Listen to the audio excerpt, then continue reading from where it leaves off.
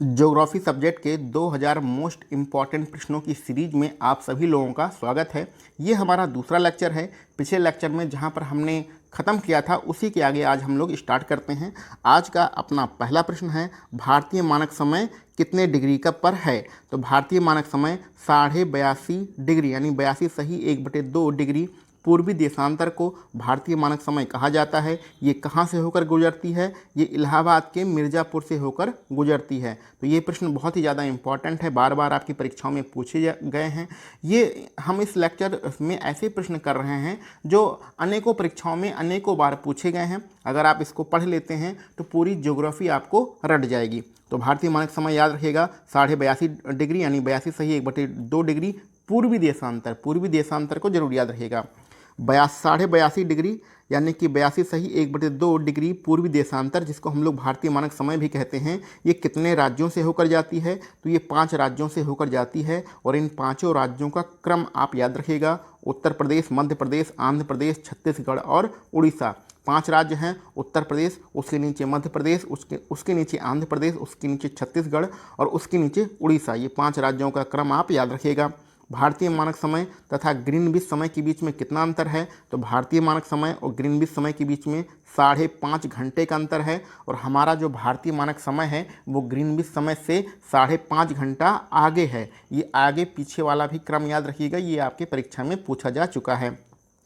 भारत में राज्यों की कुल संख्या है, तो भारत में कुल 29 राज्य हैं। कुल कितने केंद्र शासित प्रदेश हैं? कुल 7 हमारे केंद्र शासित प्रदेश हैं। ये अब चेंज होकर 8 हो चुका है, ठीक है। इसको आप कंफर्म कर लीजिएगा वर्तमान डाटा के हिसाब से। सर्वाधिक राज्यों की सीमा को छूने वाला राज्य कौन सा है? तो ऐसा कौन सा राज्य है जो सबसे ज़्यादा राज्यों के साथ अपना बॉर्डर बनाता है? तो वो हमारा प्यारा उत्तर प्रदेश है, जो कि 8 राज्यों के साथ अपना बॉर्डर बनाता है। समुद्री तट से लगे हुए कुल कितने राज्य हैं?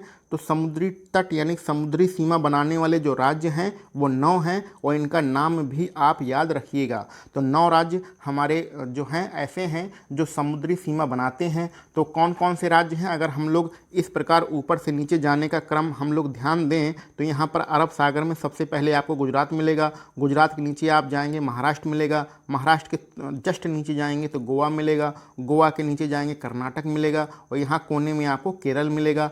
सबसे नीचे यहाँ पर क्या मिलेगा? तमिलनाडु मिलेगा। तमिलनाडु के ऊपर जाएंगे तो आंध्र प्रदेश मिलेगा। आंध्र प्रदेश के ऊपर जाएंगे तो उड़ीसा मिलेगा और उड़ीसा के ऊपर निकल जाएंगे तो आपको क्या मिलेगा? बंगाल मिलेगा। तो कुल मिला के ये 9 राज्य हमारे समुद्री सीमा बनाते हैं। इसमें से कितने राज्य इस तरफ यानी अरब सागर में हैं, कितने राज्य इस तरफ यानी कि आपके बंगाली खाड़ी में हैं और कितने राज्य आपके हिंद महासागर में हैं, इन सारे क्रम को भी आप याद रखिएगा। चलिए आगे बढ़ते हैं। हिमालय को छूने वाले राज्यों की संख्या कितनी है? यानी हिमालय के साथ कितने राज्य अपना बॉर्डर बनाते हैं? तो यानी हिमालय की सीमा के ऊपर वाले जो हमारे उत्तर में जितने राज्य हैं वो हिमालय के साथ बॉर्डर बनाएंगे। उन राज्यों की संख्या कितनी है? उन राज्यों की संख्या हमारी 10 है। भारत की प्रादेशिक जल सीमा कितनी है? तो यानी कि समुद्र में हम लोग कितने दूर तक जा सकते हैं, कितने दूर तक हमारा बॉर्डर है? तो हमारा 12 समुद्री मील का बॉर्डर है। तो भारत की प्रादेशिक सीमा यानी कि जो जल सीमा है वो 12 समुद्री मील है और एक समुद्री मील किसके बराबर होता है? एक समुद्री मील जो होता है 1.852 किलोमीटर के बराबर होता है। भारत के मध्य से गुजरने वाली रेखा कौन सी है?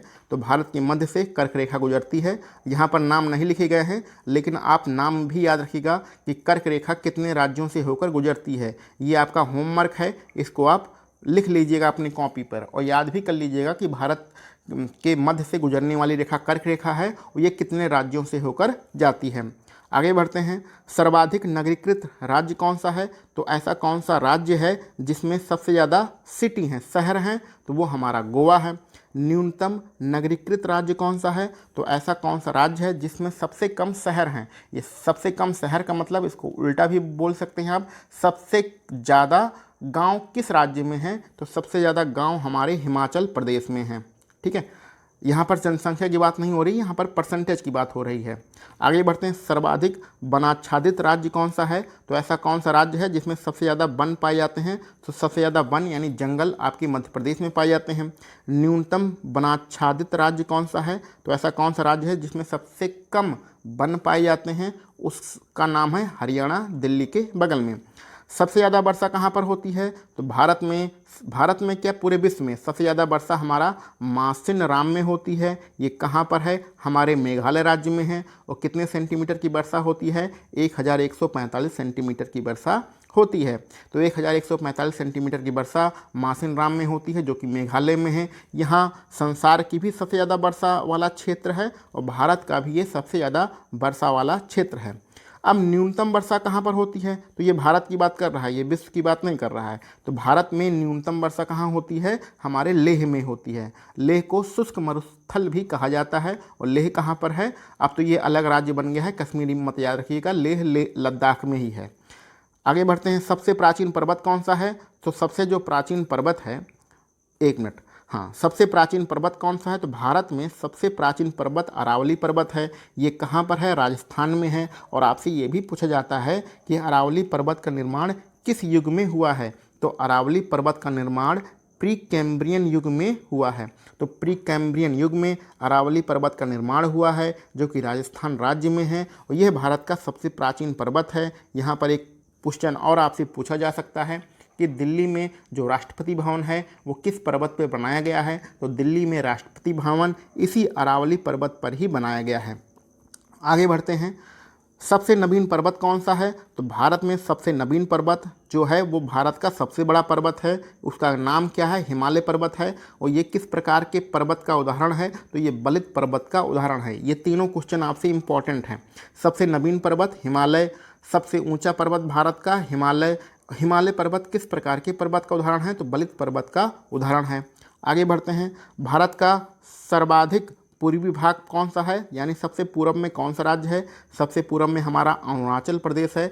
इसका जो पुराना नाम था उसको हम लोग नेफा कहते हैं। और नेफा का मतलब क्या होता है? North east frontier agency. तो ये याद रखिएगा, किसी प्रश्न में ये पूछा गया है कि अरुणाचल प्रदेश का पुराना नाम क्या है? नॉर्थ ईस्ट फ्रंटियर एजेंसी, जिसको हम लोग शॉर्टकट में नेफा कहते हैं। और ये तो आपको पता हुई होगा कि अरुणाचल प्रदेश भारत के सबसे ज़्यादा पूर्व में है, यानी यहाँ पर स्थित है। तो हम लोग छोटे छोटे वीडियो बनाते हैं। आज के लिए बस हम लोग इतने ही प्रश्न रखते हैं। इसके आगे हम लोग भारत के भूगोल को विस्तृत रूप से पढ़ेंगे। वीडियो देखने के लिए आप सभी लोगों का बहुत बहुत धन्यवाद। चैनल के साथ बने रहिए। अगर आपने चैनल को सब्सक्राइब नहीं किया है तो कृपया चैनल को सब्सक्राइब कर लीजिए। इस वीडियो सीरीज के माध्यम से आपको पूरी ज्योग्राफी रटा दी जाएगी। तो चलिए मिलते हैं हम लोग अपने अगले वीडियो में।